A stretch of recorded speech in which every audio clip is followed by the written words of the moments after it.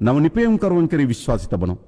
මා අපේ රටින් පිටත ජීවත් වෙන විදේශගත ශ්‍රී ලාංකිකයන් කෙරෙහි විශ්වාසය තබනවා.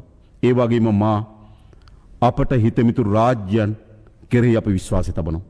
ඒ විශ්වාසය සහිතව මේ රට ගොඩනැගිය හැකි කියන දැඩි විශ්වාසකින් යුතුව අප මෙම කාර්යභාරයට මැදිහත් වී තිබෙනවා. නියත වශයෙන්ම අපි පෙර තිබූ තැනට වඩා හොඳ රටක් ගොඩනගනවා. මෙතෙන් සිට එය පටන් ගත යුත්තේ බිඳුවේ සිට වුවත් අපි අභියෝගය බාර ගන්නවා. ඒ වෙනුවෙන් පටු වාද ભેද වලින් තොරව සියලු දෙනාට මේ සාමික ප්‍රයත්නට එක්වන්න අපි ආරාධනා කරනවා. ජාතික හා ජාත්‍යන්තර වැඩපිළිවෙලක් ඔස්සේ මනා සම්බන්ධීකරණයක යුතුව කටයුතු කරමින් හෘද සාක්ෂියට අනුවම අපේක්ෂිත අරමුණු ඉටු කර ගැනීමට කැපවීම කියා මා ඉල්ලා සිටිනවා.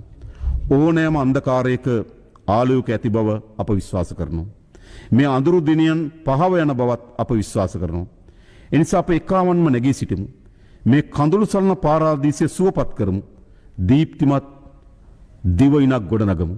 සියලු දෙනාටම තෙරුවන් සරණයි. දෙවි පිහිටයි.